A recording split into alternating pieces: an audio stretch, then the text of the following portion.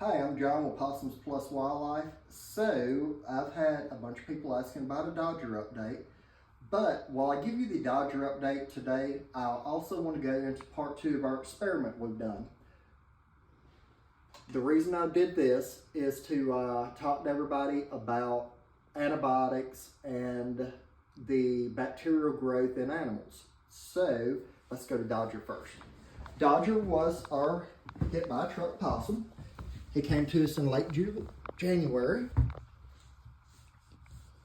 He was pretty beat up and banged up. He's looking really good now. He has had antibiotics, but part of our intake process here is not to put him on antibiotics right away. It's actually do a system flush. I know a lot of people, their intake process says, hey, I'm just going to put the animal on antibiotics right away. Our test here is going to show you why that may not always be such a good idea. So Dodger's still doing good. He has several more weeks here with us before we make a decision whether he's going to be non-releasable. He does have some congestion in him a little bit, which is causing him to sneeze and cough. But other than that, he seems to be moving around good. He's fully mobile and all that. So, like I said, the decision will be made here in about probably another month and a half, if he will actually be releasable. If not, then we'll do our best to give him sanctuary here.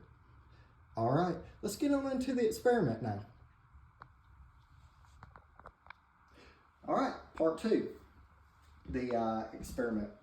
So, as everybody's seen in the first video, or hope you've seen, we have dog, possum, squirrel, raccoon, cat, and kid. The main reason we did this, other than just fun and playing with the science experiments, is we wanted to kind of see the difference in bacterial growth in their mouth.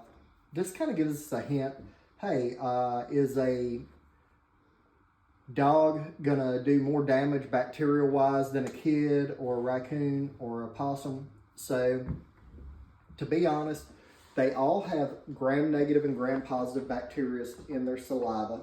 We did see a few unusual things in the raccoon and the squirrel, which we're going to go into now.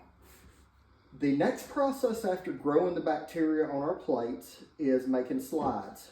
We do a gram stain slide, which is pretty much crystal violet, and our Morton's iodine, and then our decolorizer and our saffron. I'm not going to walk you through that whole process because it's a little bit boring. But what that does is that allows us to actually see the bacteria that is inside the plates through the microscope.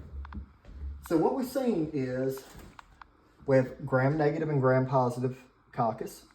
We also have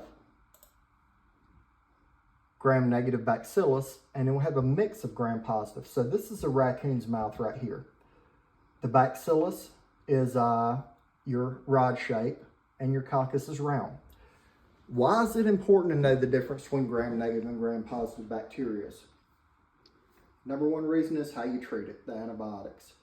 So the gram-positive infections can be pretty much treated with any broad-spectrum antibiotic.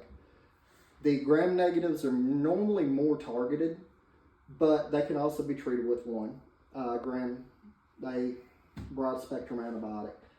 The gram-negative bacteria also have an endotoxin in them. That is why it is important to know the weight and how much you're giving this animal.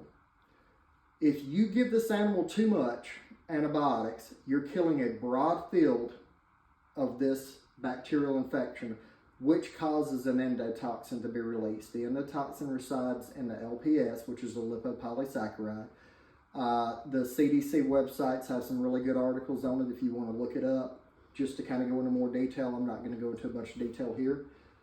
So that's why it's important to know your weight and know your dosage when you're giving them antibiotics. It's also important to know the infection too, because if you give it the wrong antibiotic, it's just going to cause an antibiotic tolerance, and it's not going to work on the infection. So that is just some cool things we found here while doing this. And to be honest, why do all of these have pretty much the same bacteria in their saliva? It's very simple, environment. So the environmental factor is another thing I want to talk to you about. That's why DNR doesn't want you taking animals from other regions or states and releasing them here. because all of this stuff here can cause virulence factors and make it so that the bacteria in there is just susceptible to antibiotics. It can cause a whole nother world of problems. So just stick with what you know. And remember, the best thing to do is take the animals to the vet so they can get the proper checks and stuff and give them the proper antibiotics dosage. I do understand you can't always do that, but the best thing to do if you cannot do that is at least flush their system for about 24 to 48 hours instead of just start throwing antibiotics to them in the beginning. A lot of times you do more harm than good.